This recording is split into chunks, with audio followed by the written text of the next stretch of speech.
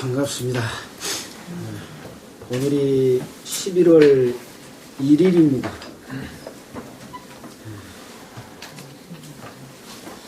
오늘 주일을 맞이해서 이렇게 한자리에 모였습니다. 되게 요새는 토요일하고 일요일이 직장에 가진 사람들은 다 쉬는 날이어서 공휴일이 되면은 자기가 좋아하는 것을 따라서 산에도 가기도 하고 또 놀러 가기도 하고 요새 관광도 또 많이 가기도 합니다.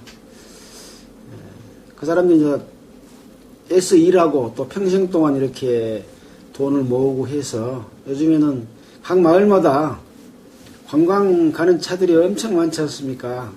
인생을 조금 더 즐겁게 살기 위해서 노력을 합니다만은 우리는 그러한 시간에 이 자리에 모였습니다. 이 자리에 모인 것은 하나님 앞에 우리가 어떻게 사는 것이 더 그 관광 가고 노는 것보다 더 유익한 것인가 하는 것을 생각해 보는 그런 시간을 갖기 위한 것이고 또 그렇게 살기 위해서 이렇게 모였다고 생각이 됩니다. 그래서 오늘 또 히브리서 오늘은 5장을 할 차례입니다. 히브리서 5장을 통해서 하나님께서 우리에게 계시해 주는 그런 말씀의 뜻이 무엇인지를 살펴보고 또 우리가 그렇게 살도록 노력하는 그런 마음을 갖고 인생을 성공하는 그런 삶을 살아야 되지 않겠습니까? 자, 제가 먼저 히브리서 5장 1절을 읽겠습니다.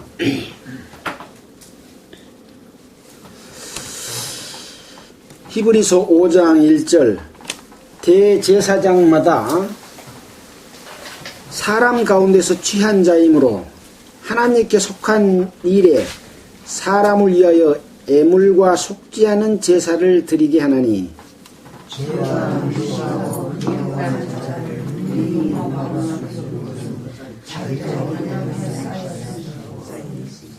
이러므로 백성을 위하여 속죄제를 드린 것 같이 또한 자기를 위하여 드리는 것이 마땅하니라.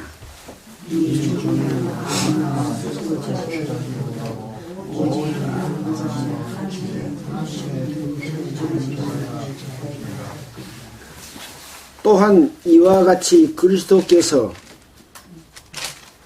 대제사장 되심도 스스로 영광을 취하심이 아니요 오직 말씀하신 이가 저더러 이르시되 너는 내 아들이니 내가 오늘날 너를 낳았다 하셨고 또한 이와 같이 다른 데 말씀하시되 네가 영원히 멜기세덱의 반차를 줍는 제사장이라 하셨으니 그는 육체에 계실 때 자기를 죽음에서 능히 구원하실 이에게 심한 통곡과 눈물로 간구와 소원을 올렸고 그의 경외하심을 인하여 들으심을 얻었느니라. 그가 아들이시라도 받으신 고난으로 순종함을 배워서 온전하게 되었은즉 자기를 순종하는 모든 자에게 영원한 구원의 근원이 되시고 하나님께 멜기세덱의 반차를 줍서 제사장이라 칭하심을 받았느니라. 멜기세덱에 관하여는 우리가 할 말이 많으나 너희의 듣는 것이 둔함으로 해석하기 어려우니라. 때가 오래므로 너희가 마땅히 선생이 될 터인데 너희가 다시 하나님의 말씀은 처우가 무엇인지 누구에게 가르침을 받아야 할 것이니 젖이나 먹고 단단한 식물을 못 먹을 자가 되었노라. 대저 젖을 먹는 자마다 어린 아이니 의의 말씀을 경험하지 못한 자요. 단단한 식물은 장성한 자의 것이니 저희는 지각을 사용함으로 연단을 하다 선악을 분별하는 자들입니다.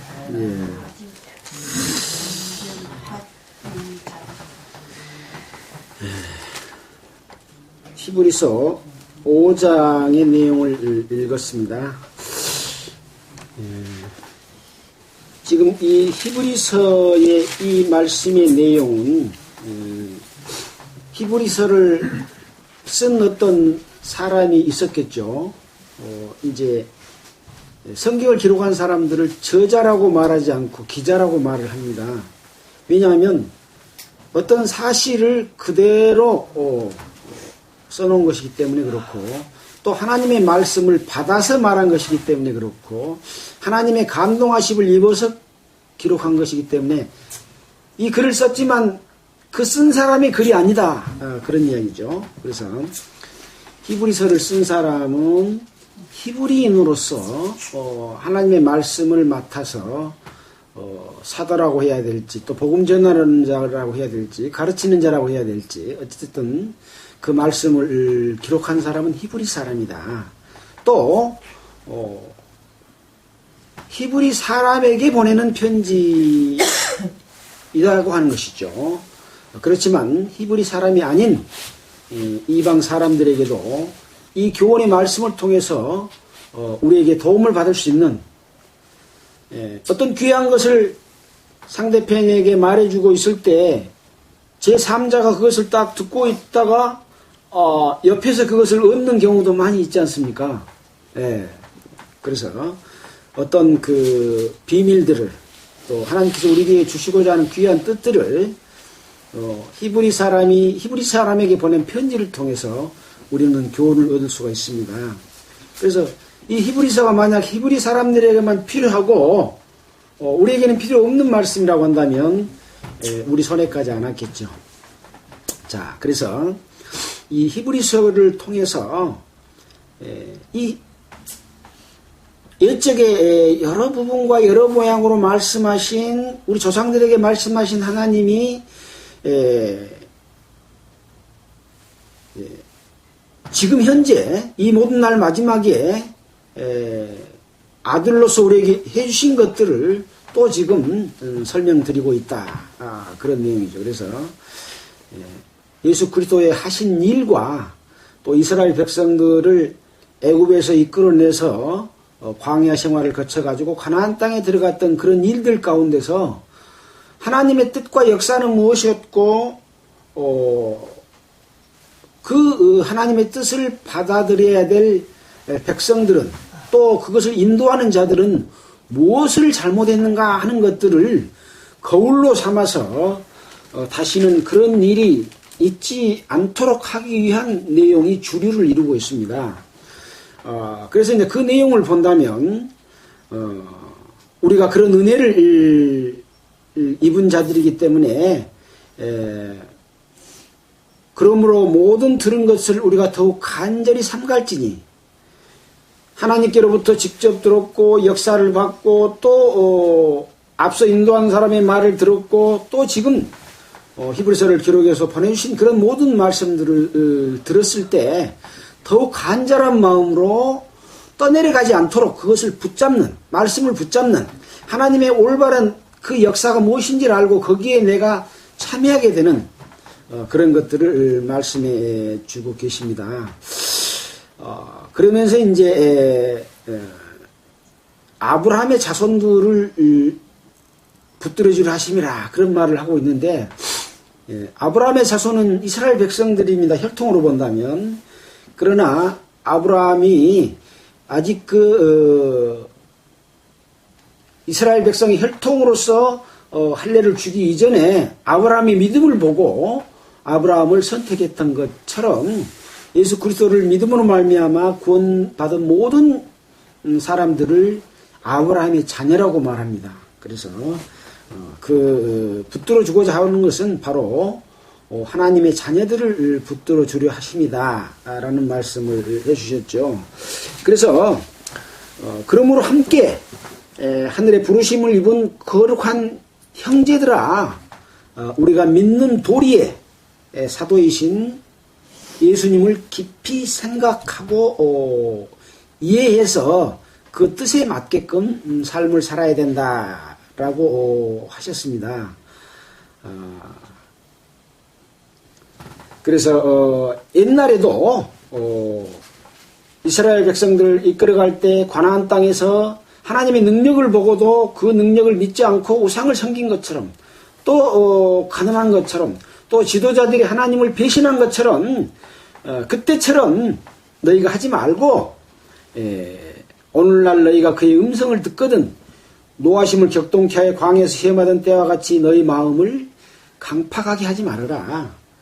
항상 말씀에 대해서 생각하고 묵상하고 간절히 바라는 내 마음이 죄의 유혹으로 말미암아 세상의 유혹으로 말미암아 강팍하게 되는, 강팍이라고 하는 것은 어떤 것입니까?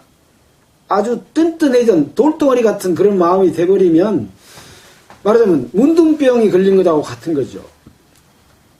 죄를 지면은 아무 감각이 없어지는 것은 양심이 이 화인 맞아서 양심이 제 역할을 못 해버리기 때문에 처음에 죄를 짓고 잘못할 때는 조그만 것을 지어도 가슴이 두근두근 거리다가 나중에 여러 번 죄를 지으면 당연히 그냥 아무것도 아닌 것처럼 이렇게 생각되는 것이 사람의 그 양심의 그 발동입니다. 그래서 내 자신을 어떻게 어린아이와 같은 마음으로 조그만 바늘 하나만 훔쳤어도 두근두근하는 마음, 이 마음을 갖고 있는 것이 내 마음을 강팍하게 하지 마는 그런 것이거든요. 그래서 거기서 너희 열조가 나를 시험하고 증언하고 40년 동안 하나님의 행사를 받지 않느냐. 그래서 어떻게 해야 그러면은 그런 데서 보호를 받을 수 있느냐 하고 이제 답을 내렸던 것이 형제들아 너희가 삼가 혹 너희 중에 누가 믿지 아니하는 악심을 품고 살아계신 하나님께서 떨어질까 염려합니다. 오직 오늘이라고 일컫는 동안에 매일 날마다 피차 서로 간에 권면해서 너희 중에 누구든지 죄의 유혹으로 강팍해 됨을 면하라. 이 죄라고 하는 것은 하나님을 떠난 것이 죄입니다. 하나님 없이 내 혼자 내 힘으로 얼마든지 잘 살 수 있다. 하나님의 도움이 없어도 된다. 우리 힘으로 할 수 있다. 이것이 죄의 시작이었다고 우리가 그렇게 배웠지 않습니까? 그것에서 이제 발전되면 여러 가지 이 죄를 짓는 것이요. 모든 불의, 추악, 탐욕, 악의가 가득한 자요, 시기, 살인, 분쟁, 사기, 악독이 가득한 자요, 수근수근하는 자요, 비방하는 자요, 하나님의 미워하시는 자요, 능욕한 자요, 교만한 자요, 자랑하는 자요, 이런 21가지 죄악들이 하나님을 떠남으로 말미암아 그 상실한 마음 가운데서 나타난다 하는 것을 우리는 로마서를 통해서 배웠지 않습니까? 그래서 그렇게 되지 않도록 오늘이라 일컫는 동안에 오늘, 지금 항상 매일 자 서로 간에 권면하라 그런 이야기죠. 그렇게 해가지고 어떠라고요? 죄의 유혹으로부터 강팍하게 됨을 면하라. 강팍하지 않으면 하나님의 말씀을 들을 때 마음에 감동이 와. 그 감동이 있는 사람이 어떻게 죄를 짓습니까? 그렇지 않잖아요. 그래서 항상 우리는 스펀지 같은 마음, 물이 탁 오면, 하나님의 말씀이 오면 싹 빨아들여서 100% 내 것이 될 수 있는 그런 마음을 우리는 가질 때 우리는 바른 삶을 살 수 있다. 그런 그 교훈들을 이렇게 말씀하고 계셨습니다.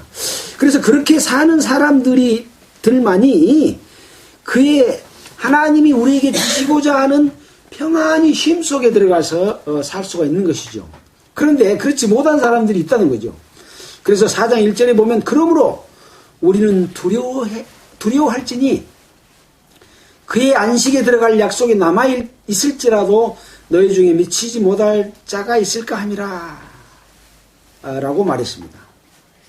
그래서 그 들은 말씀이 저희에게 유익이 되지 못한 이유는 뭐냐? 듣는 자가 그 말씀에 화합하지 않았기 때문에 그런 거죠.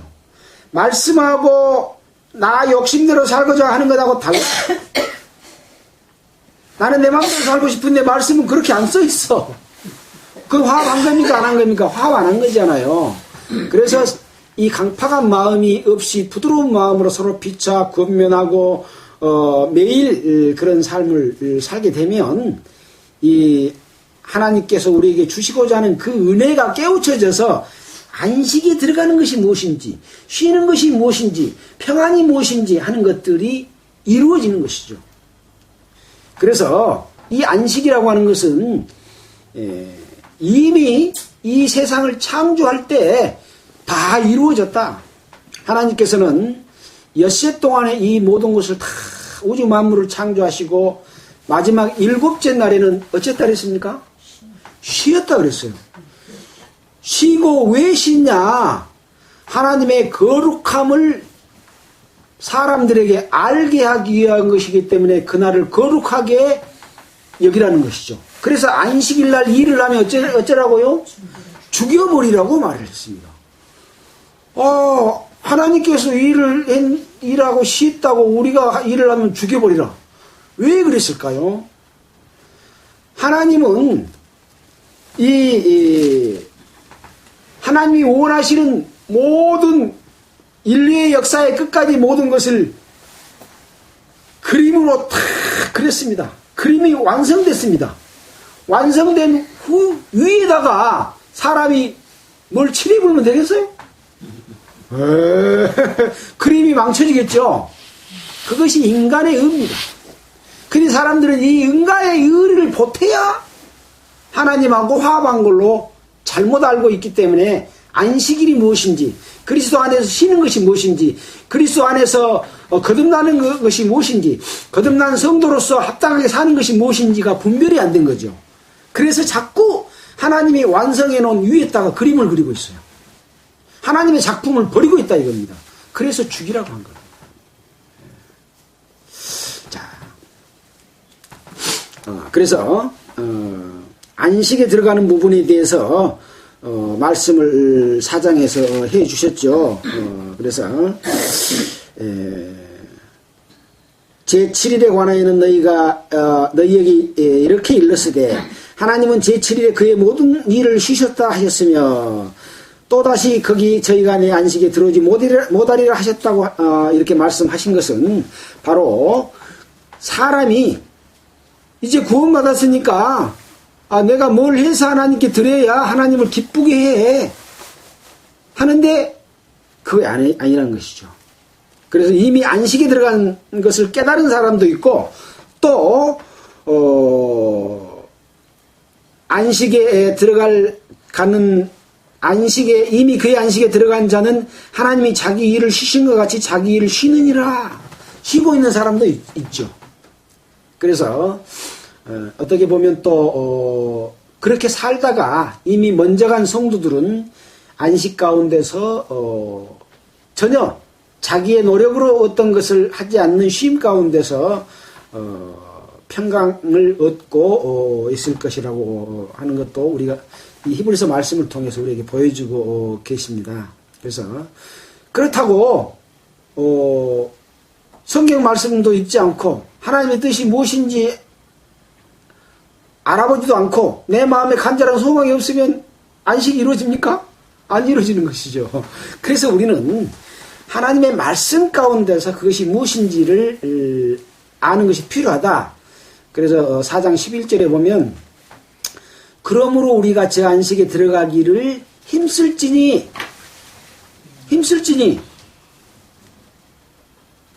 그라고 말을 하고 있습니다. 이는 그게 뭐냐?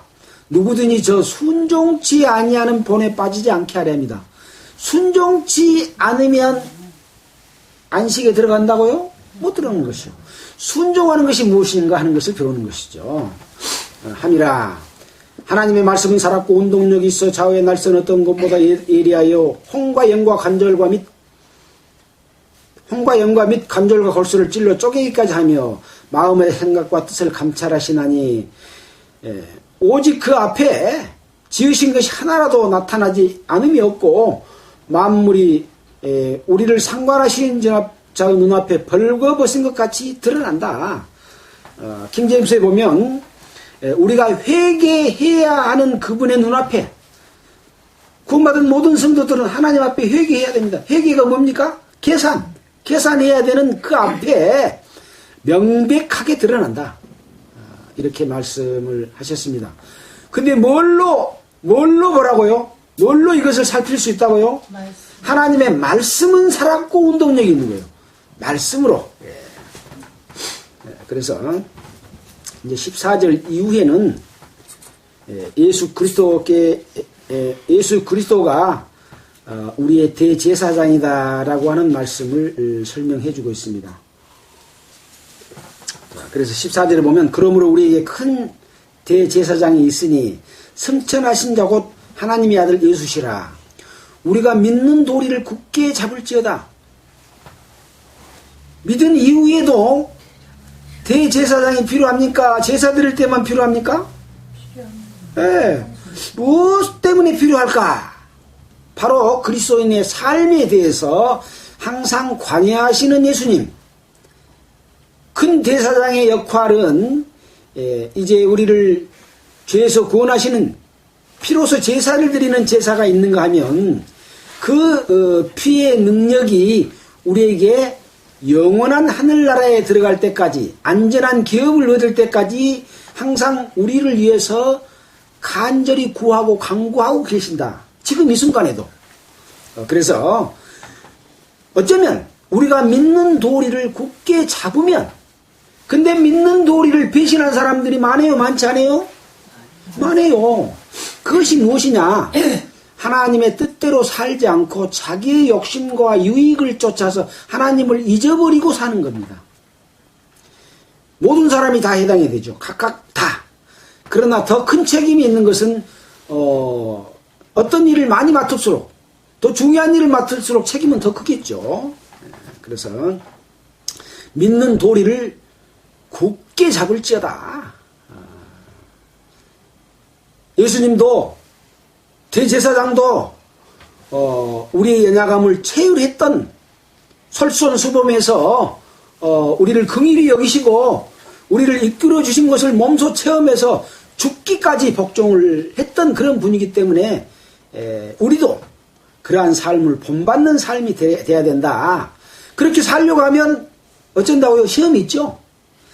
그래서 그 시험을 능히 우리를 이기게 해주시는 그런 분이시죠. 그래서 우리가 우리를 긍휼히 여기시는 그 긍휼하심을 받고 때를 따라 돕는 은혜를 얻기 위하여 은혜의 보좌 앞에 예수 그리스도께 우리를 항상 은혜라고 하는 건 뭡니까? 돈 받고 주는 게 은혜입니까? 거저 베풀어 주시는 은혜의 보좌 앞에 나아가야 됩니다.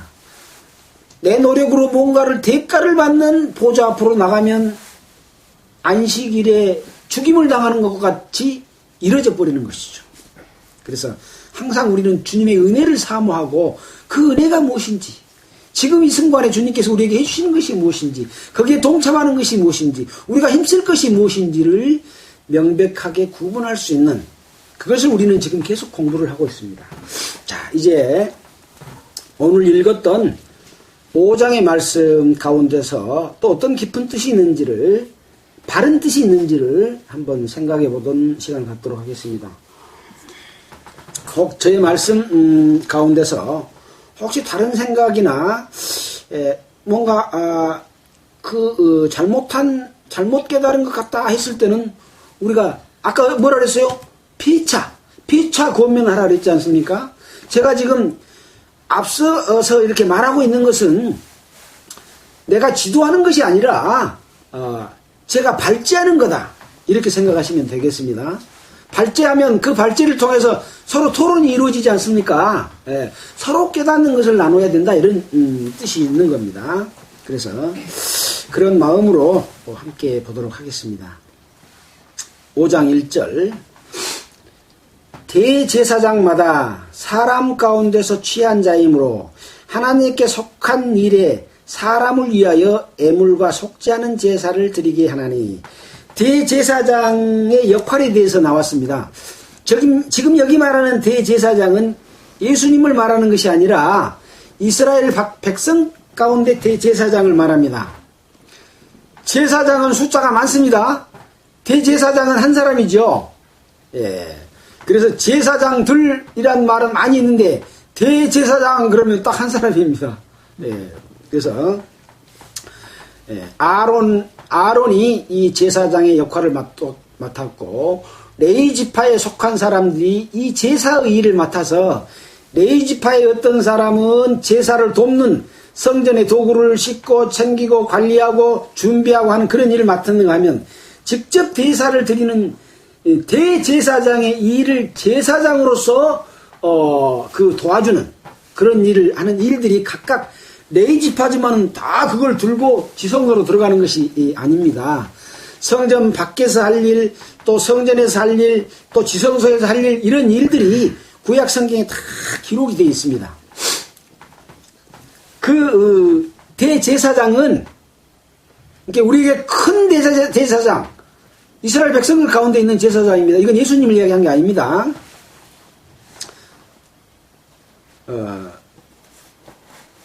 큰 대제사장은 예수님이 이야기하고 5절에 있는 대제사장은 이스라엘 백성 중의 대제사장을 이야기합니다. 근데 사람 가운데서 취한 자이므로 하나님께 속한 일에 사람을 위하여 애물과 속죄하는 제사를 드리게 한다.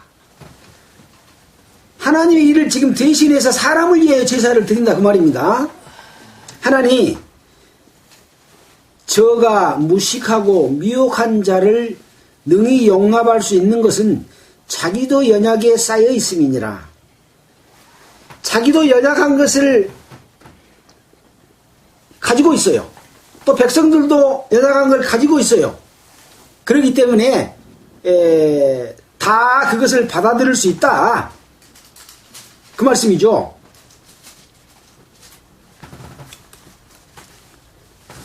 능히 용납할 수 있는 것은 자기도 연약에 쌓여 있음이라. 3절 이러므로 자기도 연약에 쌓여 있으므로 백성을 위하여 속죄제를 드린 것 같이 또한 자기를 위하여 드리는 것이 마땅하니라. 이 대제사장은 백성의 죄를 용서하는 제사를 드립니다. 근데 먼저 자기 죄에 대한 제사를 먼저 드리고 그 다음에 백성의 죄를 용서하는 제사를 드릴 수가 있어요. 자기가 죄인인 상태에서 이 백성이 드린 애물을 피를 가지고 지성소에 들어가서 자기 죄가 있는 상태에서 들어가면 지성소에서 하나님 앞에 가면 즉사해버립니다. 그래서 지성소에 들어갈 때는 발에다가 쇠고랑을 채워가지고 줄을 이렇게 밖에다가 내놓고 죽어불면 끌어내야 되기 때문에 쇠고랑을 차고 들어갑니다. 그러니까 먼저 자기 죄를 용서함을 받아야 백성의 죄를 용서함을 드리는 그 지성소 하나님 앞에 나아갈 수가 있는 것이죠. 그 말입니다.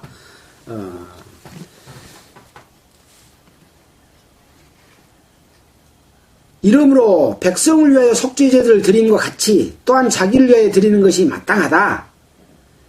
이 존귀는 아무나 스스로 취하지 못하고 아론과 같이 하나님의 부르심을 입은 자야 할 것이니라. 그래서 이 대제사장의 이 제사 드리는 이 권위, 이 존귀한 것은 아무나 스스로 자기가 가서 대제사장을 할 수가 없고 하나님의 부르심을 입은 자라야만이 대제사장이 될 수 있다는 것이죠.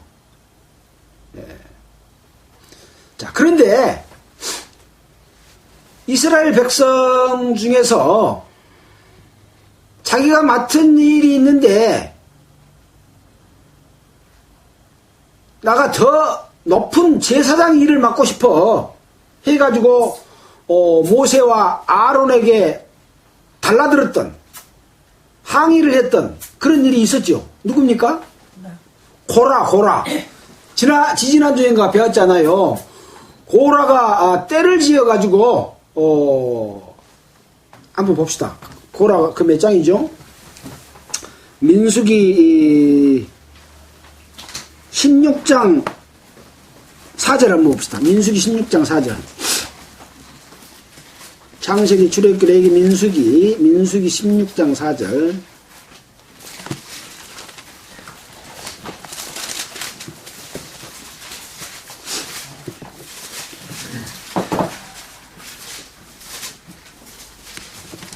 자, 16장 1절부터 제가 중요한 부분만 찾아서 보겠습니다. 다 보기가 시간이 없으니까요. 레위의 중손 고핫의 손자 이스라엘의 아들 고라와 르벤 자손 엘리압의 아들 디단과 아비람과 벨렛의 아들 온이 당을 짓고 이스라엘 자손 총회에서 택함을 받은 자 곧 회중에 유명한 어떤 족장 250인과 함께 일어나서 모세를 거스리니라. 222페이지입니다. 구약성경. 자, 못 찾으셨으면 그냥 들으시면 됩니다. 그러고 또 들으면서 찾으시기 바랍니다. 자, 이렇게 모세와 아론을 거스렸는데 왜 거스렸냐 하는 내용이 9절에 나옵니다. 8절부터 보면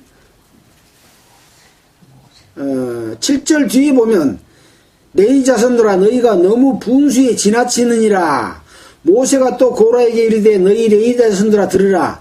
이스라엘의 하나님이 이스라엘 회중에서 너희를 구별하여 자기에게 가까이 하게 하사 여호와의 성막에서 봉사하게 하시며 회중 앞에 서서 그들을 대신하여 섬기게 하심이 너희에게 작은 일이겠느냐? 하나님이 너와 내 모든 형제 레위 자손으로 너와 함께 가까이 오게 하신 것이 작은 일이 아니오늘 너희가 오히려 제사장의 직분을 구하느냐? 그렇게 이제 뭐냐면 회막일에서 봉사하게 성막에서 봉사하게 하시는 일을 했는데 그것도 작은 일이 아닌데 어째서 250명이나 되는 사람들과 함께 고라와 그 일당들이 모세에게 거스리는 그런 일을 했습니다. 그래가지고 이제 뒤에 보면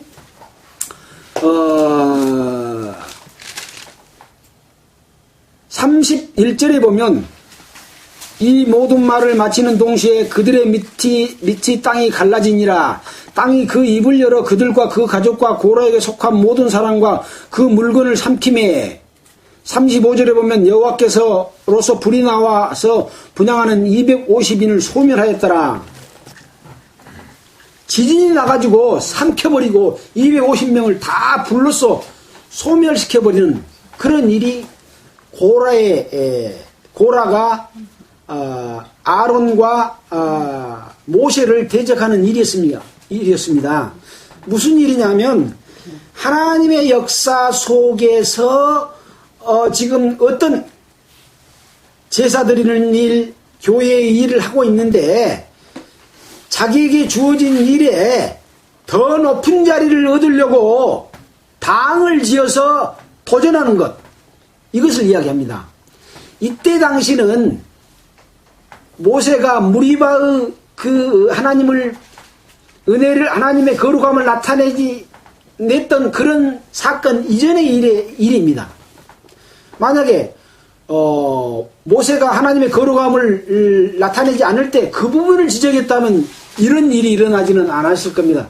그렇게 목사들의 말은 무조건 복종해야 된다 그러면서 이 고라를 예를 들어서 겁주는 경우가 있는데 그것하고는 사뭇 다르다 하는 것들을 우리가 말씀 가운데서 자세히 한번 더 살펴보시기를 바랍니다. 아무튼 자, 다시 이제 히브리서 5장으로 돌아왔습니다.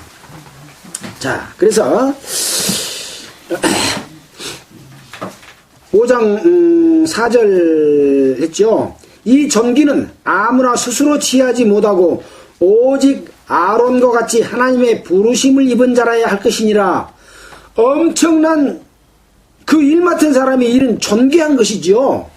하나님의 일을 직접 하는 그런 부분이기 때문에 그 권위와 그 존귀를 인정을 해야 되는 그런 상황으로 볼 수가 있습니다.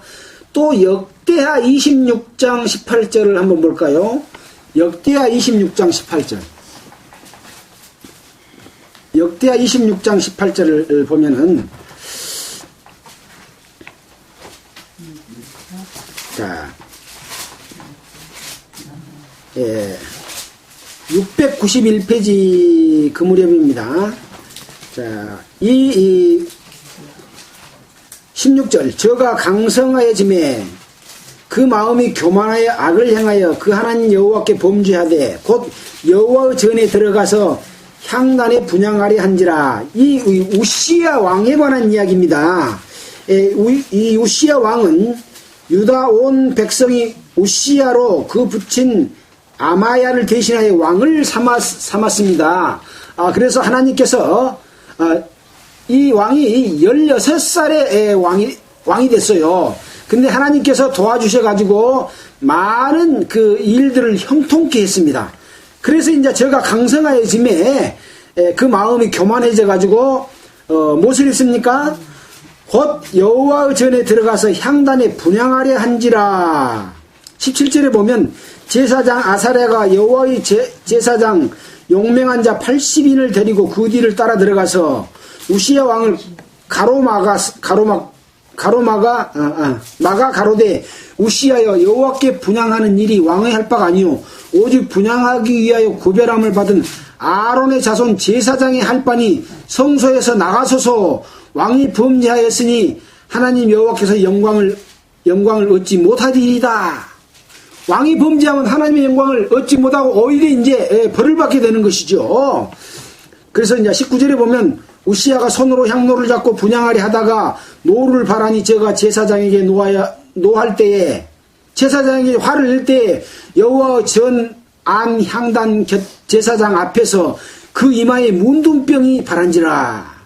그래서 이 우시야 왕이 죽는 날까지 문둥병이 되었고 문둥이가 되며 여호와의 전에서 끊어졌고 별궁에 홀로 거하였으므로 이런 일이 일어났습니다. 죄를 지면 뭔 병이 걸린다고요? 자기의 할 바를 하지 않고 제사장 일을 왕이 해버렸기 때문에 그것이 죄가 된 거예요. 월권을 해본 거예요. 그래가지고 문둥병이 들었다. 문둥병이 들면 감각이 있어요, 없어요? 감각이 없어. 깨달음도 없어. 우리에게 이것은 엄청난 교훈을 주고 있습니다. 그래서 하나님의 일을 맡은 사람들이 월권을 하게 되면 이 문둥병이 걸려버립니다. 무슨 말씀인지 알겠죠? 자기가 할 바를 해야 될 것을 오바를 해버리게 되면 문둥병이 걸려서 어쩐다고요? 거기에서 떨어져 나가서 홀로 있게 되고 아무 역할도 할 수 없는 그런 자로 죽을 때까지 그렇게 돼버린다는 것이죠. 여기에 관한 교훈에 대해서는 여러분 스스로가 생각해서 지금은 어떤 자들이 그런 일을 하고 있을까 하는 것은 깊이 생각해 봐야 됩니다. 자, 4절에 관한 내용에 관한 그 관주 속에서 우리가 찾아본 겁니다. 제가 어디 뭐 끼워다 붙인 것이 아니고, 그래서 존귀는 아무나 스스로 취하지 못하고 오직 아론과 같이 하나님의 부르심을 입은 자라야 할 것이니라. 그러니까 이 존귀한 자를 갖다가 택하고 선택해서 세우는 일에 대해서도 얼마나 중요한지 알겠죠? 누가 불러야 된다고요? 하나님이 부르심을 입은 자라야 할 것이다. 하나님의 부르심을 입은 자라고 하면 첫째 조건은 거듭난 성도입니다. 두 번째 조건은 거듭난 성도가 그 일을 할 수 있을 만큼 합당한 삶을 여러 교회에서 인정받는 사람을 세웠습니다. 그것이 우리가 사도행전에서 7 집사를 세울 때와 또 돈 맡은 자들이 돈을 여기저기 전달해 줄 때 우리가 그것이 돈을 잘못 쓰게 되면 복음의 지장을 받을까 함이라 하고 우리가 공부했던 내용들을 들어보셨잖아요. 그래서 디모데 전서, 디모데 후서, 디도서 이런 말씀들을 목회서신이라고 신학자들이 붙여놨어요. 성경에는 목회서신의 말이 없습니다. 그 일 맡은 자들이 해야 될 또 그런 사람들을 임명할 때 감독을 임명하거나 장로를 임명하거나 집사를 임명하거나 그런 어떤 직분을 줄 때 그 기준에 적합해야 돼요? 적합 안 해야 돼요? 적합해야 되는 거예요. 근데 자기 말 잘 들으면 봉사의 정도 세워주고 또 뭣도 세워주고 이렇게 하고 또 말 잘 들으면 청거해가지고 성경학교 연수하게 해가지고 어떤 직분을 주고 이런 일에 대해서 굉장히 주의해야 될 일이죠. 근데 어떤 일이 벌어집니까? 이스라엘 백성 가운데 레위 지파가 아닌 사람을 제사장으로 세운 일들이 있었습니다. 그 뭘 이야기합니까? 혈통이 아니요. 믿는 자의 혈통이 아니요. 거듭나지 못한 자가 이 사람들의 말을 잘 들으면 제사장을 세우는, 직분을 줘서 높은 자리에서 그 제사 일을 하게 하는 일을 세우는 일은 그 집단 자체가 마귀의 집단으로 전락하는 일이 되겠죠. 예, 그래서 여기에 주는 의미가 상당히 그런 의미가, 중요한 의미들이 포함되어 있습니다.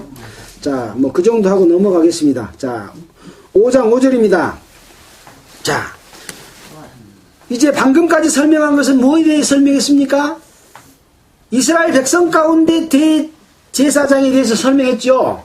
그 다음 또한 이와 같이는 이제 예수님에 대해서 설명합니다. 또한 이와 같이 그리스도께서 대제사장 되심도 스스로 영광을 취하심이 아니요 오직 말씀하신 이가 부르신 하나님이, 그 말입니다. 저더러 이르되 너는 내 아들이니 내가 오늘날 너를 낳았다 하셨고, 또한 이와 같이 다른 데 말씀하시되 내가 영원히 멜기세덱의 반차를 쫓는 제사장이라 하셨으니.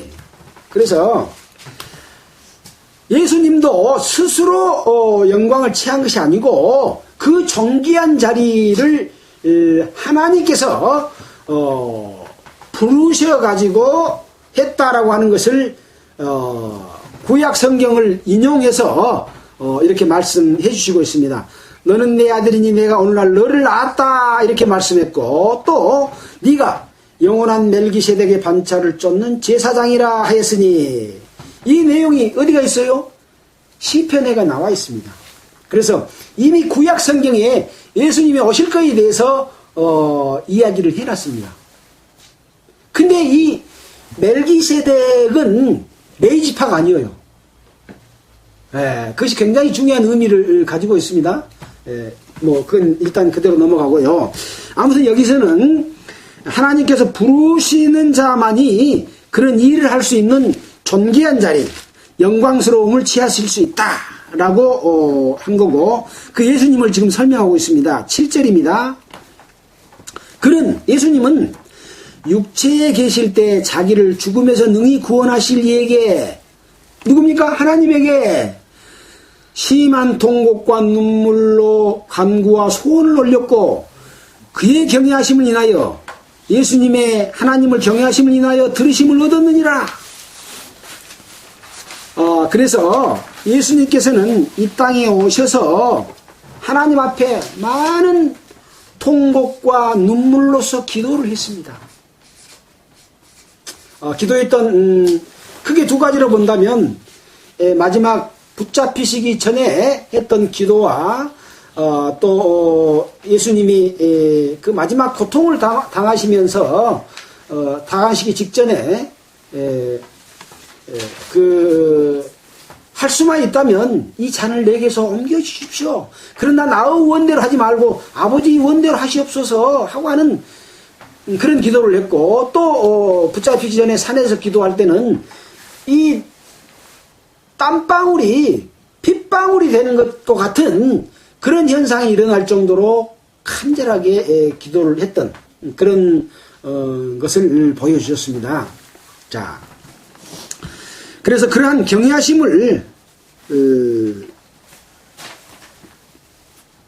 얻었느니라, 경외하심을 인하여 들으심을 얻었느니라 그래 놓고, 거기다가 이제 관주로서 시편 22편 1, 2편, 마태복음 27장 46절 50절, 마가복음 15장 34, 37, 누가복음 23장 46절, 이런 것은 무엇이냐,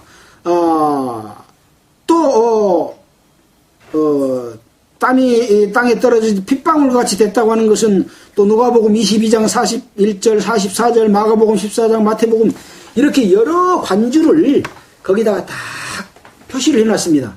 여러분, 관주가 있는 책을 보는 게 좋습니다. 그래서 그런 내용들이 어떤 간구와 통곡과 눈물로 소원을 올렸는가 하는 것들을 우리가 보고 어쩌라고요? 본받으라고. 본받으라고. 예수님은 그렇게 했다. 라고 했습니다. 그래서 9절, 8절, 그가 아들이시라도 받으신 고난으로 순종함을 배워서 아들이시라도 순종함을 배웠다. 온전하게 되었은즉. 그러니까 아들이라고 해서 아버지한테 순종을 안 하면 돼요, 안 돼요? 아들이라도 순종함을 배워서 그런 것처럼 너희도 거듭난 하나님의 자녀지만 예수님처럼 순종함을 배워서 어쩐다고요?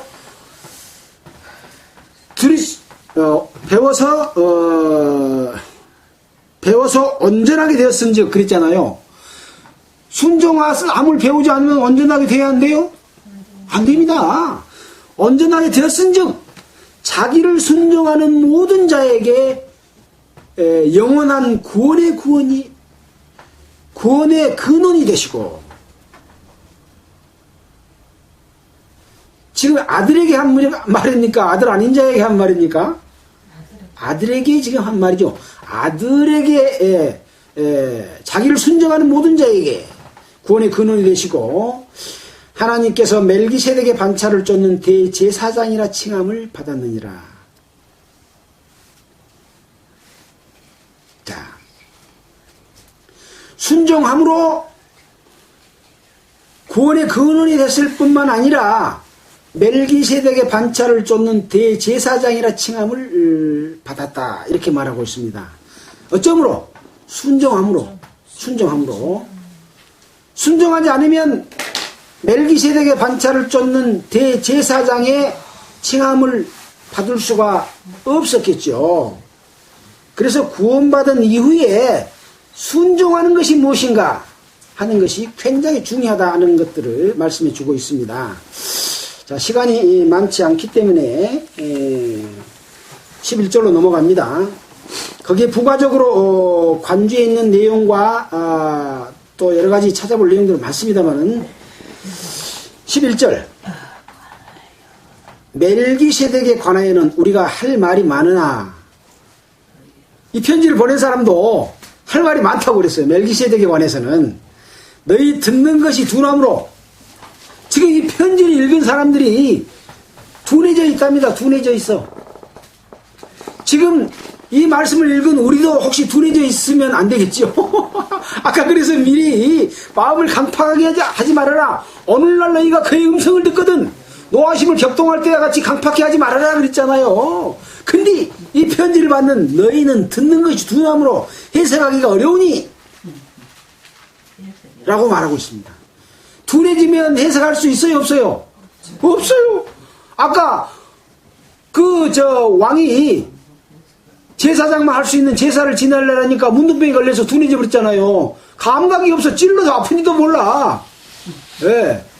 또 아까 고라는 지진이 당해가지고 벌을 받아서 죽었잖아요. 그렇게 된다는 것이죠. 자, 듣는 것이 둔함으로 해석하기가 어려워요. 해석할 수가 없어. 예. 어려우니라. 때가 오래므로 너희가 마땅히 선생될 터인데, 때가 오래므로. 그러니까 이 사람들이 말씀을 깨닫고 이 히브리서의 말씀을 받을 때까지는 상당한 오랜 기간이 지났기 때문에 너희들이 지금 다 선생될 자리에 있는 사람들이다. 선생될 터인데 너희가 다시 하나님의 말씀의 초보가 무엇인지 누구에게 가르침을 받아야 할 것이니 젖이나 먹고 단단한 식물을 못 먹을 자가 되었도다. 너희가 되었도다 그 말이여. 뭐이 됐냐? 하나님의 말씀이 초보가 무엇인지 누구에게 가르침을 받아야 할 것이다 이 말이여. 젖이나 먹고 단단한 식물을 못 먹을 자가 되어버렸다 그 말이여. 너희가 이스라엘 백성들 그때 당시에 복음을 전해 듣고 거듭나고 때가 오랜 자들이 그랬다 그 말이에요.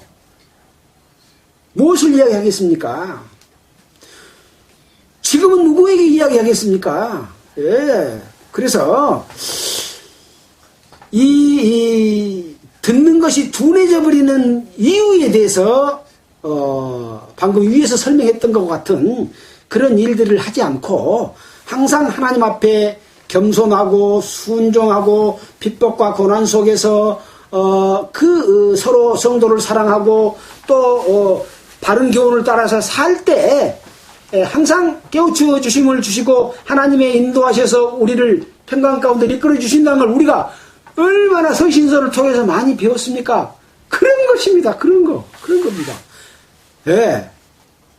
그것이다 이겁니다. 자, 그래서 이 말씀을 듣는 너희가 듣는 것이 두나무로 해석하기 어려워서 멜기세덱에 관해서는 할 말이 많지만 말하기가 힘들다. 근데 나중에 멜기세덱에 관해서 또 설명을 많이 해주십니다. 예. 식물을 먹을 자가 단단한 식물을 못 먹을 자가 되었도다. 이 말은 무슨 말이겠습니까? 부드러운 것만 먹고 단단한 것을 못 먹을 자가 되었다다. 그 말은 뭔 말이겠습니까? 옛날 깨달은 것만 알고 있지. 새롭게 하나님께서 인도하신 가운데서 우리를 이끌어 가신 것이 보이겠어요? 안 보이겠어요? 안 보입니다. 하나님의 깊은 것을 통달하지 못한 겁니다.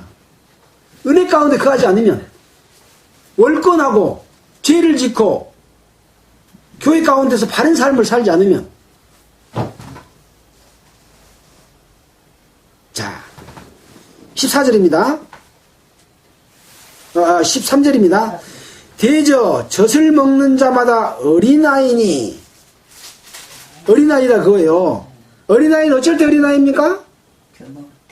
젖 먹을 때. 언제? 막 태어났을 때. 막 태어났을 때가 어린아이인데 나이 무엇까지 어린아이의 일을 그대로 가지고 있으면 뭐라 그래요? 바보.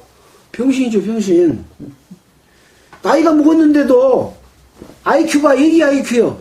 그러면 병신이라고 하는 거예요. 제대로 성장하지 못했다 이거요.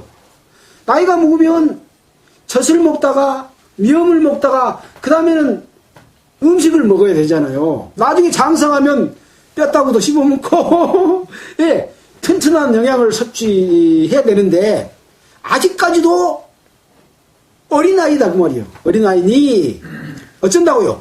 의의 말씀을 경험하지 못한 자요. 이것을 우리가 그동안에 생각하고 배우고 했을 때 의의 말씀을 경험하지 못한 자요. 그러니까 그 사람들은 구원을 못 받은 자다. 그렇게 우리가 그 착각을 하고 있었을 때가 있었어요. 제 자신도. 그렇게 또 들은 것 같아요. 정확하게 기억은 안 나지만. 그래서 제가 의의 말씀을 경험하지 못한 자요가 뭔 뜻일까 하고 킹제임스를 찾아봤다니까요. 찾아보니까 뭐라고 되어 있냐면 젖을 사용하는 자는 누구나 의의 말씀에 능숙하지 못하나니 이는 그가 아이이기 때문이요. 그렇게 됐더라고요. 능숙하지 못하기 때문에 아직 아이다. 의의 말씀을 경험하지 못한 자예요. 그 말이.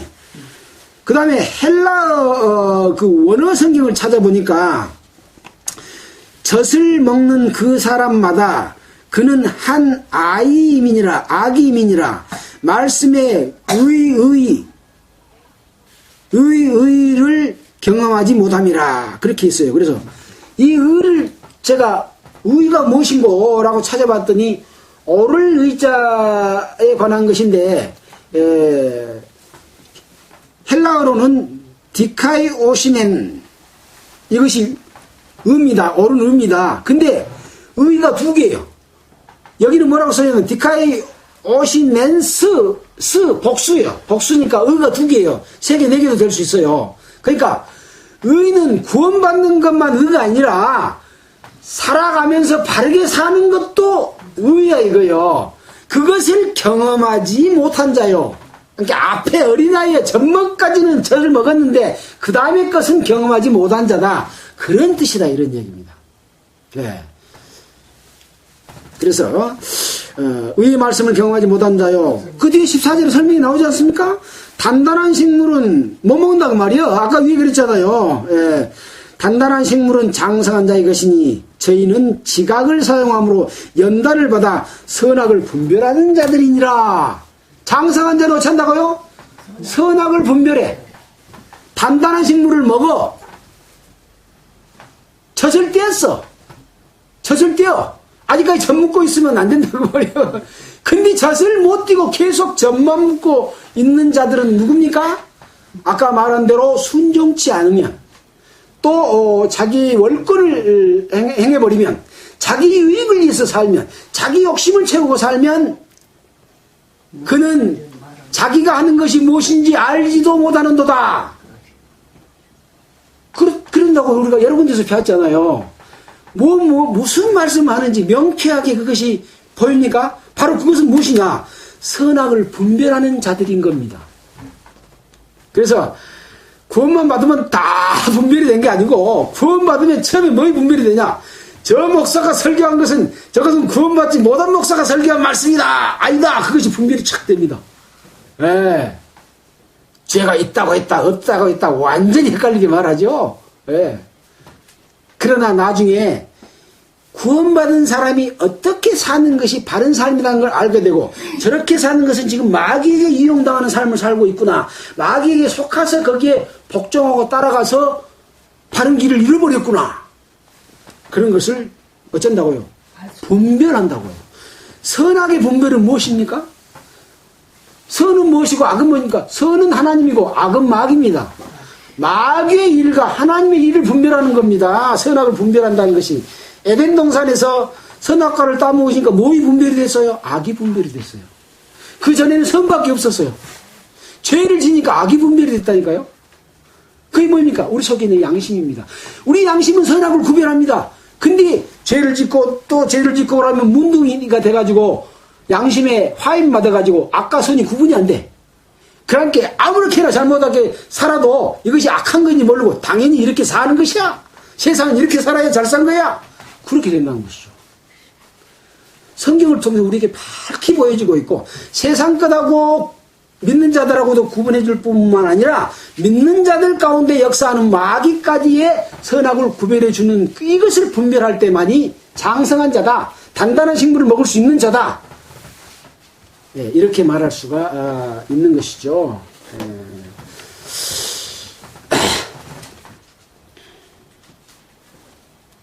오늘은 여기까지 하도록 하겠습니다.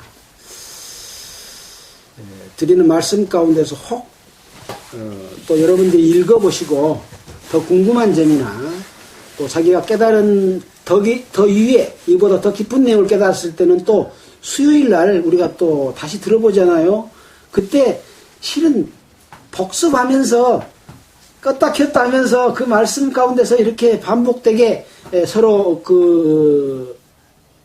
다 그걸 이해했는지 하고 짚고 넘어가면 좋은데 우리가 너무 바쁘게 그냥 듣고 가기가 바쁩니다. 그래서 어떨 때는 좀 아실 때가 있습니다. 그래서 항상 일방적인 통행이 되지 않고 피차 권면하면서 깨달은 내용들을 공유하는 그런 우리 성도들이 됐으면 좋겠고, 또 이 땅에 한국 땅에 구원받은 많은 성도들이 있습니다. 항상 우리가 기도하는 것이 그렇습니다만은 구원받고 잘못된 사탄의 속임 속에 넘어가서 여기 선악을 분별하지 못하고 악 속에 매여서 헤매고 있는 사람들이 너무나 많습니다.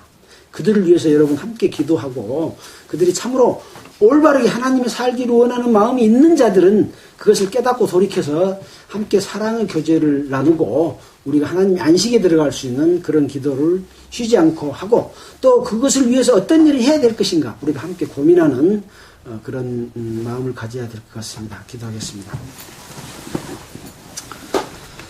하나님 아버지 감사합니다. 말씀을 시작할 때는 어떤 말씀을 드려야 될지 알지 못했습니다. 그러나 성령께서 인도하여 주셔서 하나님께서 우리에게 주시고자 하는 히브리서 5장의 내용을 올바르게 이해하고 함께 생각할 수 있는 시간을 주신 것을 감사드립니다. 하나님 이 말씀 가운데서 우리가 정확하게 깨닫고 그 말씀 가운데서 행할 수 있도록 우리에게 성령의 역사로서 항상 힘주시기를 원합니다. 또 이 말씀을 듣는 모든 사람과 또 한국의 많은 사람들이 이 깊은 내용을 깨닫지 못하고 아직까지 젖을 떼지 못하고 기초 단계에 머물러서 사단의 계교 속에 매여 있는 자들이 너무나 많습니다. 그들을 긍휼히 여겨주시고 그들의 그 계교 속에서 풀어서 정말 하나님의 사랑과 은혜 가운데 하나님의 은혜의 보좌 앞에 담대히 나가서 함께 찬양하고 또 기뻐하고 교제하고 서로 사랑을 나누고 서로 권면하는 그런 삶을 살 수 있도록 주님 도와주시옵시고 우리가 그 일을 위해서 해야 될 일이 무엇인지를 깨우쳐서 함께 일할 수 있도록 주님 도와주시옵소서. 우리를 보내주신 예수님 이름으로 기도했습니다. 399장이요. 399장이요. 네.